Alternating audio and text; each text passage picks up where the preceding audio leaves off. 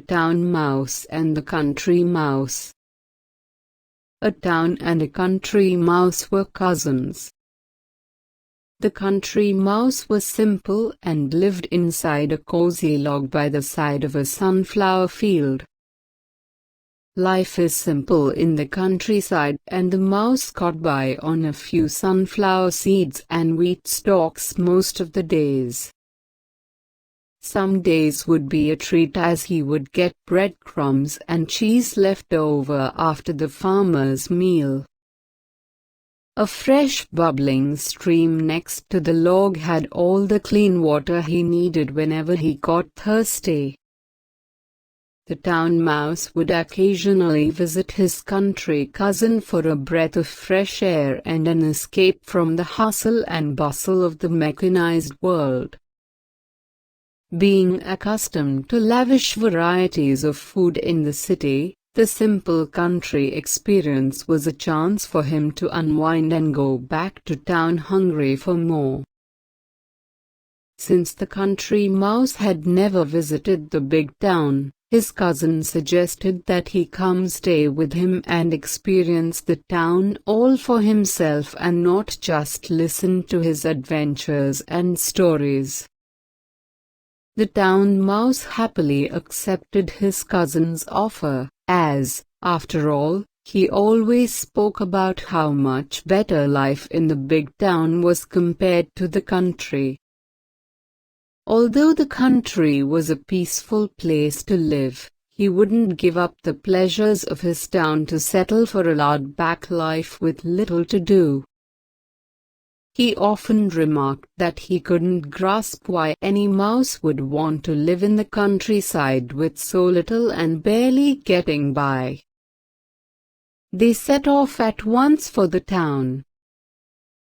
Upon arrival, the country mouse was astonished at the size of his cousin's house, a four-storied building with cast-iron railings, white stucco pillars and massive doors leading to endlessly long hallways. The brightly polished furniture and oak floors sparkled with the reflection of the ceiling's crystal chandeliers. After a tour of his upscale mansion, it was finally time for the country mouse to try out the delicious spread of food his cousin always gloated about.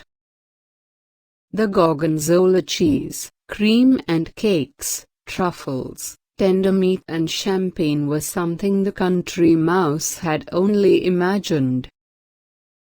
The dining room was massive, to say the least.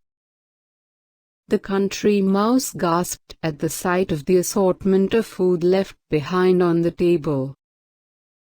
The humans were just done with their dinner and there was so much to eat for the mice: cookies, jellies, meat cuts, fresh bread, and ice cream. They jumped in and buried themselves in the rich food. The country mouse stuffed his mouth with the delicious cakes, drank the sweet champagne and staggered around dizzy. He was having the time of his life with a full belly and having forgotten what it's like to have little most days or starve sometimes.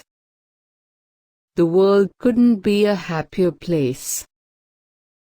Suddenly there's a commotion at the other end of the dining hall and the country mouse sees his cousin dash across the table like his life depended on it and dragged him away. He turns around and to his horror sees the biggest furriest cat he has ever laid eyes on in his life in pursuit. The overfed cat is also clumsy and fails to catch them at every corner and turn.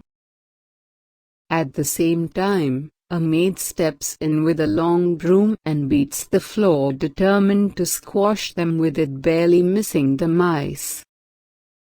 Finally, they reach their hole in the skirting board at the end of the hall, barely missing getting clawed by the most vicious beast that is every mouse's nightmare.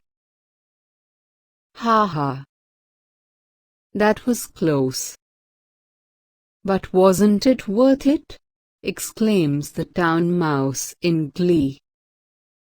The country mouse is dizzy, but this time out of fear as he almost got squashed and clawed to death. This isn't something a simple country mouse can live with every day, he thinks to himself, and leaves the town having bid farewell to his cousin. Moral of the story: it is better to live a peaceful life that has little and is secure than to live in a luxury that can end any moment in disaster. Although the town mouse had an abundant variety of delicious food, he had to always live in the fear that it would all go away. The country mouse had little but a reliable source of sustenance that wasn't out to get him every single day.